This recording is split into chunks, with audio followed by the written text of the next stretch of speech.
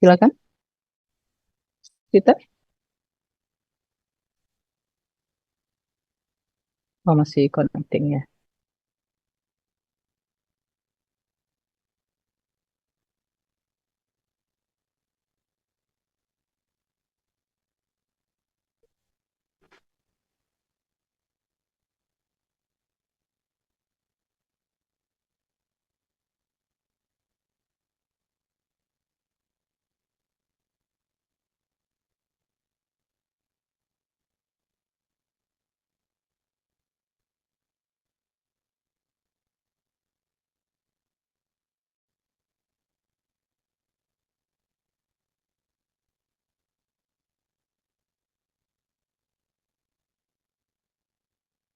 Terus Peter?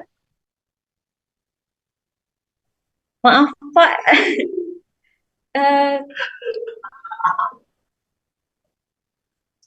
oh, saya akan mempresentasikan eh, proposal UAS saya yang berjudul A Corpus-Based Analysis of Metaphors in William Wordsworth's Selected Poems. Siapa sih William Wordsworth itu? William Wordsworth yang lahir pada tahun 1770 merupakan seorang English Romantic poet. Nah, beliau adalah salah satu pendiri English Romanticism dan merupakan tokoh intelektual penting. Wordsworth juga menulis lyrical ballads bersama Samuel Taylor Coleridge. Salah satu karya terkenalnya adalah The Prelude, a romantic epic poem chronicling the growth of the poet's mind. Pada tahun 2014, sebuah artikel yang ditulis oleh Oliveira menyatakan jika Wordsworth treats nature emotionally, he has a contemplative view, idealizing and glorifying nature. Nah, hal inilah yang membuat saya tertarik untuk mengambil objek tentang karya Wordsworth, karena dia tidak meromantasize human with human relationship, tapi dia lebih condong meromantasize the relationship between human and the nature. Yang kemudian membawa saya ke research question, yaitu what types of metaphors yang digunakan William Wordsworth. And the significance of the study is provide information about William Wordsworth's literary stylistic. Karena dari jurnal yang saya baca, untuk mengetahui stylistic work dari penulis puisi, kita bisa melihat dari rhetorical features-nya. Kemudian, give a contribution to semantics in corpus linguistic dan an understanding of Lakoff and Johnson's theory about conceptual metaphors. Untuk teorinya, yang saya gunakan adalah teori konseptual metaphors yang dicetus oleh Lakoff dan Johnson tahun 1980. Dan kemudian untuk dalam mencari metafornya, gunakan tipe part of speech text sequence yang dikemukakan oleh Newman dan kawan-kawan.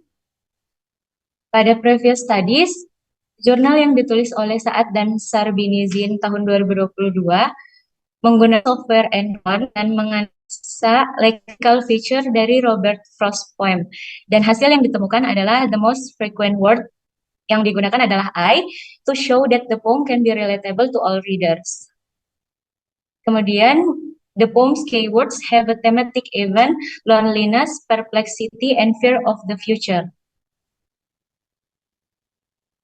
Dan yang terakhir adalah the poem divided into two tenses, present tense and unreal past. Artikel yang kedua dari Jingji tahun 2020, judul A Stylistic Study of Emily Dickinson's Poems, merupakan artikel yang menggunakan korpus type analysis untuk mengcompare 446 poems yang ditulis oleh Emily menggunakan CCWL C as a reference corpus. Dan yang didapatkan adalah Emily was skilled in using simple language to convey profound ideas. Terus ada 509 lemmatized negative words in her poems dan the grammatical words are indicated by her authorship style and her attitude towards God, death, and nature. Artikel 3 yang ditulis oleh Tartakovsky dan Shen pada tahun 2019 menganalisa tentang standar stimuli dan non-standard poetic stimuli menggunakan Corpus of Historical American English dan British National Corpus dengan hasil yang menunjukkan bahwa NSPS pada Poetic Corpus makes up 42,2% of all similes. Nah, untuk saya terhadap ada di New York, saya menggunakan Wordsworth Selected Poems dan saya menggunakan DIY Corpus using Skippy Web dan saya menganalize the metaphors using part of speech text sequences. Selanjutnya untuk metodologi, saya menggunakan mixed method kualitatif dan kuantitatif serta menggunakan konseptual metafor yang dicetuskan oleh Lakoff dan Johnson. Untuk data source-nya, saya menggunakan Selected Poems of William Wordsworth yang saya akses dari Poetry Foundation website. Untuk data analisisnya, pertama, saya mencari the collection of William Wordsworth's poems through the Poetry Foundation website and limiting them based on the title. Lalu, convert the poems into TXT format and uploading it through Skippy web system. Selanjutnya, searching the metaphors using the types of part of speech text proposed by Neumann et al. Dan kemudian classifying the part of speech text based on the type 1, type 2, or type 3. Kemudian terakhir saya menganalisa tipe metafor yang ditemukan based on Lakoff and Johnson's theory. Berikut referensi yang saya gunakan. Terima kasih. Terima kasih, Pak. Baik. Thank you, Puspita. Can you go back to your first slide? All right.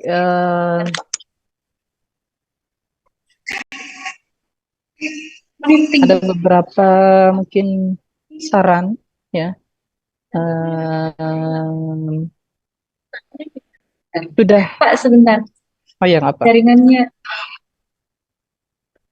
Sudah coba kumpulan puisinya ada berapa kata? Sudah download? Kumpulan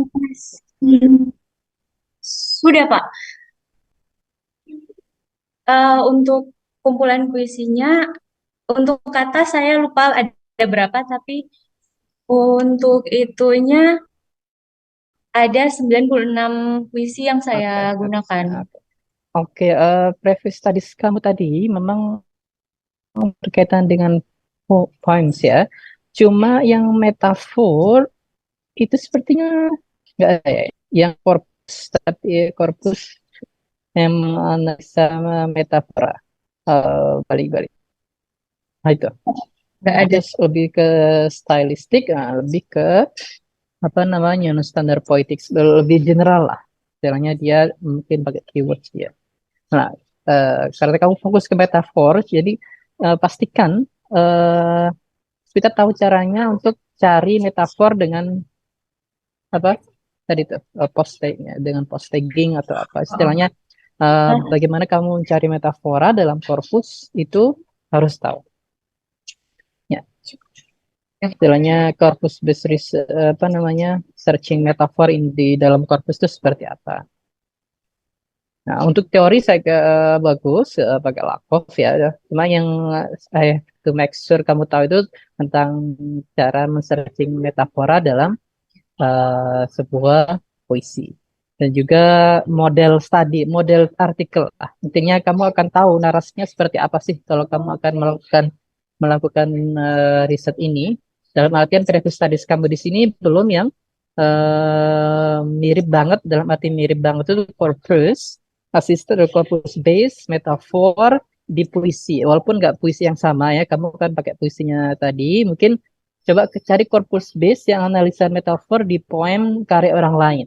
Nah, tentu jadikan kamu model ya. Nah, jadi untuk istilahnya kamu biar tahu narasi seperti apa, itu paling mudah agar kamu tahu cara menarasikan artikel kamu itu seperti apa. Jadi corpus based studies, metaphor in point, dalam points lah. Baik. Ada beberapa saya di Google Scholar sih lebih ke critical and corpus. Jadi, coba kamu nanti coba cari dengan apa kata searchnya corpus studies metaphors in poems atau poetries itu saya kira ada beberapa. Corpus the study of the metaphor silence and lahore. Oke. Ada pertanyaan, Susita? Eh, kalau belum Pak, nanti mungkin bisa saya tanyakan via WA. The corpus analysis of death and life metaphorical expression percent poetry book. Ini juga menarik. Saya coba share ke kamu ya. Tapi ini fokus ke apa namanya? Fokus ke satu topik ya. Jadi metafor tentang death dan kehidupan. Kalau kamu kan searching semua foranya itu bisa juga. Oh, ya. Tahu.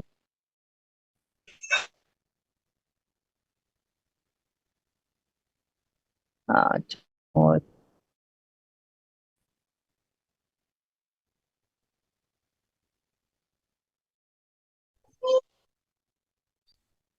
nah, atau coba cari-cari studi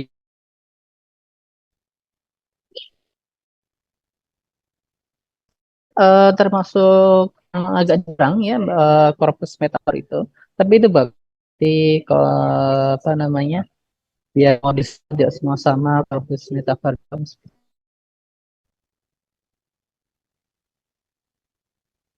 Kalau ada pertanyaan, saya ini ke next presenter ya.